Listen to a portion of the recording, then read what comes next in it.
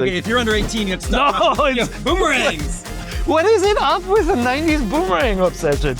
Ba-na-na-na. What's up, everybody? Daemon here with Peer Schneider, and IGN's turning 30 this year. IGN has accumulated a lot of cool stuff over the years, so as part of the celebrations, we've come to one of our storage facilities to do a little digging to see what artifacts we can find. I'm sure there's lots of cool, rare stuff in here. Let's see what we got.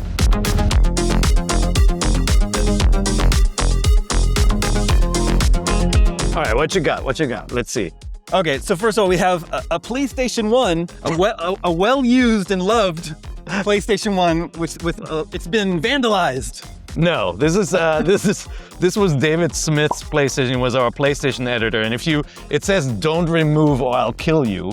And that's because in an office with lots of people and capture stations, some people they wanted to capture some quick footage, so they grabbed the nearest unit, and then Dave would come to work and his PlayStation was gone, and he'd get really, really mad. And so a lot of the old consoles have threatening words on the front and on the back, and please put it back. Everybody made these stickers to make your PlayStations and handhelds look a little bit more shabby. So, okay, Peer, what in the heck? Oh, what in the heck is this? The Doctor is in the house. That's a Doctor Z64. So those are backup units that you can plug into an N64 at the top. They were not sanctioned by Nintendo, but for us, for our newsroom, they were really helpful. So what you could do is you could back up all your N64 games to zip drives, zip disks, like actual just normal iOmega zip disks. And then you would load them and it would run them off the disk pretty perfectly.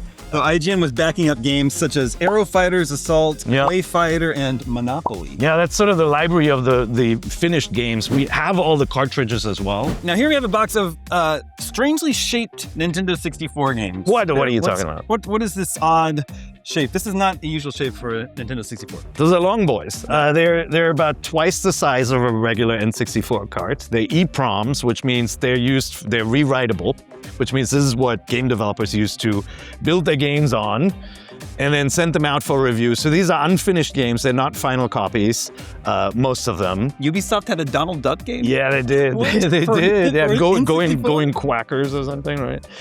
Yeah, so these are really great. And then I like the sticker, the Imagine Games Network. So this is the Imagine Games Network, and the game on it is Battle Tanks 1. Probably unfinished again, not the final version as well. There's a preview build of Spider-Man for the N64. And this is a preview build of Tom and Jerry Fists of Fury. I have no memory. Fists of Fury? Of Furry, maybe? It must be Furry. Fists of Furry, yeah, sorry, not Fury, yeah, sorry. The rare runs of multicolored cartridges. Water means blue, right? So you got your Hydro Thunder, what is this, Bassmaster 2000. Got Army Men like to do green, so you got air combat there. Some games like to be, the M-rated games like to do black carts. Battle Tanks in green for no reason. NFL Quarterback Club in red. So it wasn't just Zelda that had a unique color. There were a ton of different colored cartridges at one point. We got a bunch of dev cartridges here. This one is the AGB cartridges. Come in different sizes. These are 64 meg ones, unreleased games. I just think they look spectacular, especially when you're playing on the go and you got this giant green card sticking out of your handheld. It's pretty amazing. And then this one is Bookworm from PopCap. Back when PopCap made amazing games. They made super cool casual games. And then here are the smaller ones. Here are the Flash ones. These are 32 megabyte Flash games. One of them is labeled The Mummy by KCE Nagoya from the year 2000. So this is a Game Boy Color Mummy game. This is Team 4. Who's Team 4 at Midway? I don't know. We'll have to plug that one in too. What in the heck is this? It's got a PlayStation logo on it. That's a dev kit. This is a dev kit? Yeah, I think so. Hold on, I can't read it. PlayStation 4. That's a PlayStation? Development kit for PlayStation 4. There we go. This is the PS4 dev kit there. Wow. So that's for making actual software and not just for playing back the games. So that's gorgeous, and it's totally coming with me now. We'll put it in the office. What we got here, so we had to label the units in the office, obviously, so you knew what was what, right? Because not every device can play every game. Some games can only be played on readers, so they're devices that are not for sale. They're made by the publisher and sent to media and game developers. So this is a retail Wii U. This is IGN's retail Wii U 2. This is 1UP's Wii retail unit as well. Show the 1UP sticker on there. That's how you know. There we go. That's how we know it's a 1UP one. And then this one is hiding in the corner. So a little different. That one has a green front, which means that's a reader. So this one is a RVTR reader, which means this can play unreleased software. This is a really cool machine. This is a great piece of gaming history. And yeah, you need this to play unfinished games, some of which probably never came out. Ooh, that's nice. Now what's special about this GameCube? So this GameCube, first of all, beautiful custom color job. So it belonged to somebody, probably Matt or someone. It says Agile on it, but most notably is this switch here. So this is a modded unit. These machines were region locked, which means Japanese and US mode you could switch. And so if we look at what's in it, it's Kyojin no Doshin, which is Doshin the Giant. It was an N64 and 64DD game that came to GameCube. It actually came to the West as well. But yeah, there's the Japanese version of Kyojin no Doshin. We have an actual Triforce here, and I think it's homemade. This is like a setup. By you? Yes, yeah. Look, this is like a 16-bit squish Triforce, so you have to see it as at an angle. No, that's all the material I had. We did some like fun offsite event. Oh, wow. Where we learned how to weld things. A team building event. And it was with one of the Mythbusters, the welder lady. I forget her name, but yeah, she taught us how to do this. I did a really bad job with my beads here, but yeah, thank you for finding that. I had no idea that was still around. So Microsoft had these special helmets they made for Halo, and like when people saw them online, they were all excited that they were gonna like wear them. I recall we had about 20 of these. We had like a Halo themed conference room. Remember that? Yeah. Yeah. We had them all mounted to the wall with like assault rifles and stuff. And like they were mounted on pikes. This gravity gun. Okay. Remember this? No, I don't even remember this. When did we get this? I don't think there's anything in here. Is it? It's empty. It's just a box. Well, there's a gun here. There is a gun. Okay, all right. Well, that's Gears. Yeah, that's Gears of War. That's you know what? That gravity gun may be in the office actually. Is it? I think I've seen it somewhere. Yeah, that's nice though. That's cool. I don't know what Gears this would be from. Oh, it's got a nice little, very breakable piece over here. Yeah, devs always send stuff, so like war never changes. What's in the box? Okay, that's a box Nintendo made for one of the Zelda games. What is it? Can you read that? Is it Spirit Tracks? For Spirit Tracks, the handheld game, and let's see what's in it. Oh, it's a janky ass plastic ocarina and an IGN30. Oh, wow. Okay, all right. 10-year-old IGN button. How'd that get in there? I don't think this was out when we were 20. But yeah, so Spirit, Nintendo sends all sorts of gift boxes, and usually it wouldn't just be the ocarina, it's the game in there, and like, it's the review copy of the game. We didn't do it the right way.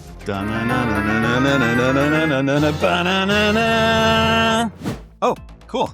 Wait, is this the flesh? Is this the flesh thing? Oh my God! I hope it's not. I hope it is. No, I hope it's not. I don't want to open it if it's the flesh thing. Okay, if you're under 18, you have to stop. No, it's empty. Well, it's a little bit of a spoiler for an almost 10-year-old video game. A game called Inside, which in the end, you turn into this big fleshy creature, and as a stunt, they created a replication of it, but they made it out of the same material that you use for extracurricular nighttime activities. So, yeah, it's gone missing. It was inside the Fleshlight edition. The fact that it's missing is really disturbing. I didn't say it. Oh no! All right, friends, let's do it. Oh, here we go. Careful. Okay. Steel battalion with flip switches. This is the only way to go. Now when everything's touchscreen, it's so boring. It has a dial, it has an eject button here. Warning, be careful, you're in serious trouble if you're ejecting your mech. Windshield wipers, washing. Yeah, there's a washing button. These are the pedals for Steel Battalion. Panzer Battalion VT. There you go. 3 pedals for that thing. That's awesome. We have this IGN branded drum kit here. Okay. I don't know how, I've never seen this before. You think it's for Rock Band or Guitar Hero? I think that's a Rock Band one, and that's the premium kit. So that's not the regular OEM one. This one has like heavy cymbals, and it has pressure sensitive pads. I remember this one. People used to play that all the time. There were so many plastic instruments in the IGN office that we filled an entire room with it. I think we donated a lot of them. IGN property. We have a multi-tap for the PlayStation 1 to enable 4-player play. You know, the N64 just came with this ability right out of the box. Yeah, that's nice. I love how so many things were boomerang shaped back in the days. Look at this. We got a Game Genie. Wow, Game Genie for what? For what system? I can't tell right away. But of course, Game Genie, you can plug it into your console and then use all sorts of cheat codes, get infinite lives, skip levels. It's like the Game Shark. Yeah. Yep. Yeah. Nintendo hated this thing. Yeah, it did. It would give you, you know, you could get unlimited lives or get, couldn't take damage, or you had like 1,000 gold from the start or stuff like that. Boomerangs! What is it up with the 90s boomerang obsession?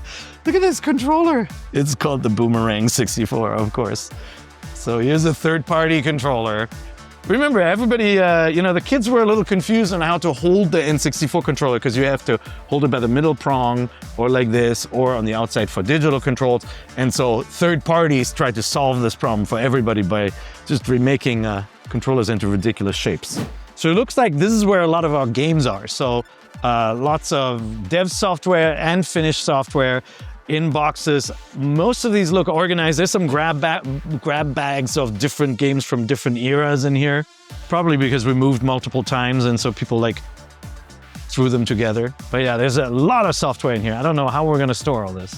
Oh, look, it's Pikachu Genki Tetsu. This is a Hey You Pikachu Japanese edition. Sega did this thing with Seaman where they got everybody excited about talking to video games, where, you know, you talk to this like Monty Python-esque fish dude, and so Nintendo did it as well. This game was notable for not freaking understanding a word I said ever. Like, whatever I said to Pikachu, Pikachu didn't listen, didn't do it. I suspect it doesn't actually do voice recognition. I suspect you're just talking to a mic and the thing like randomizes stuff whenever you say something. Anyway, pretty bad game. Here's a good pair of old boys. This is a Super Nintendo and a Famicom, both of them nicely yellowed. And pair of this Famicom you said was yours. I think this might be mine, yeah. My now wife, then girlfriend, and my best friend gave me a Super Famicom for my birthday when I lived in Japan. So this is from like 1991 or something like that. I don't remember the year. I think Fran broke it, which is why it's in a box here and not in my house. I have another Famicom. But is this Super Nintendo yours? No, oh my God. Better days. Is there a mouse in there? This cute little fellow is the PlayStation 1 ONE that was released in 2000 as a redesign, much smaller, obviously, and obviously definitely made with the same material as the Super Nintendo and Super Famicom. It becomes a beautiful yellow over the years. So I think in the office moves within San Francisco, and then later we moved to LA, some of these boxes got really jumbled. Like you got a PR version of a PC game. Get Closer, Get Real, GTR2. Damon, remember the original PlayStation size? Yeah. Yeah, so this is what, Street Fighter Alpha on PlayStation 1. I'm shocked by the quality of this packaging on just a standard edition game. I remember people not liking the big packaging, and that's why they went to the jewel case. They did the plastic jewel. It's also more eco-friendly, right? Less packaging. Maybe. We've got, this says, Bokujo Monogatari Yasuragi no Ki, which is a Harvest Moon game for the Wii. Look, there's some Japanese Kororimpa, which was the little, like, you tilt the screen and like stuff rolls around game. Yeah. Kororimpa 2. This is a cool one. It's an Xbox game. Remember this one? Oh, it's two. It's 2 in 1. This is a twofer. Yeah. So Sega GT 2002 and Jet Set Radio Future. And I believe they're both on one disc. Okay, this one is even better. Dude, okay. This is Final Fantasy XI, but what's notable about it, and you have to get a little closer to see it, is that the creator of Kingdom Hearts crossed out Final Fantasy and wrote his name on it. Whoa. So this is really cool. This box is filled with just raw footage that we shot from E3s over the years. So all for the press conferences, we would set up a camera on a tripod, film the whole thing, and then we'd take camera out into the field and shoot off-screen footage of people playing the games. So, for example, did you pull E3 This is live 2008? Yeah. All of E3 2008 is on this media right here. Some of these are demos, like this is Garden Warfare from E3 2015.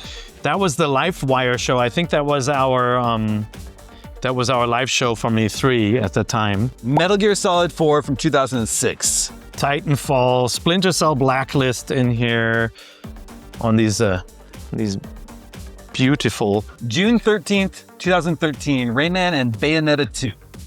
Oh, I remember Rayman. Where's my new Rayman? Nice. Yeah, there's a lot of tapes. There are more tapes. I think the box underneath is tapes. Longtime IGN fans will remember Fran Mirabella, the infamous Fran Mirabella. He known for 7.9ing Mario Kart. Double Dash. Yeah, Double Dash, which I think a lot of people think is one of the best Mario Karts. If you have fan mail for Fran, find him on Twitch and let him know how much you agree with his rating. Okay, so this is fan mail. Oh no, it's broken. It's broken. Oh, you know what? He probably is like, I hate you. This and like, bubble wrap did nothing. Yes. Well, So- I don't want to tip it over because it's going to shatter, but it is a beautiful collage of portraits of Fran, making up another portrait of Fran Mirabella. Oh my God. Yeah, this I don't remember who made this, but it was Mark Fran- Nix. It had to be Mark Nix. It's possible it was Mark Nix, but Fran had many fans. It's true. Yeah, this one, I'm sure we should send it to him. We have a CD, Homestar Runner fans, Strong Dad Sings. Or what's Telltale, Strong Dad's cool game for attractive people, I think it was called. This must have been a promotional item for it. Here, there's a box filled with just N64 instruction manuals. For, Circuit Pro Bowling. Spider-Man. so for, What is this? Oh, here's some Pokemon Stadium 2. yeah, Japanese edition. So we were in a small office, so we were running out of space. So what we did is, we had the intern. I forgot who did this. Like, it's somebody who's still on staff. Their first job was to flatten boxes. Let's see. So there we go. There's somebody's job was it to flatten basically every game box and take out the manuals to preserve them for posterity. And then the games are somewhere else. There's boxes upon boxes of just the cartridges. We have some in the office too. We have a game library in the office for some of them as well. This box is full of manila envelopes, and each one has an individual PC game. It has the little disc case and the instruction manual in every single one of these individually wrapped envelopes. You actually, I think you lucked out that you found one that was the that has the game? the jewel case. Usually they're just in sleeves. Hold on, I'll find them. Like, usually they're like in paper sleeves like that. Pardon me. What are they? Earth 2150? Yeah, Earth 2150, Silver Master, Return to Mattel. That might all just be Earth in the different stages of the game Mattel? as they were shared. Could that be? Or is these different games? These are some CD-ROMs of something. What's this? Yeah. This is stamped approved. What is that? Okay, that probably is approved means, okay, this is a pre-release manual. They just print it out and send it to us. Approved means it's the final version of the manual. Sometimes you get like a in-progress manual. It's not final. They just sent that to you. But yeah, this is for Earth 2150. So there might be some like dev notes and early sort of do not go into this room because the game will crash sort of notes for the previewer in there. So we try to keep everything together with that. Well, believe it or not, we have a whole other unit here full of more stuff, but I think we've got enough for now. Thanks for taking this trip down memory lane with us. Per, I tell you what, let's meet up in another 30 years to see what other strange items we've accumulated in that time. Thanks for helping us celebrate IGN's 30th, and for all things video games, stay tuned to IGN.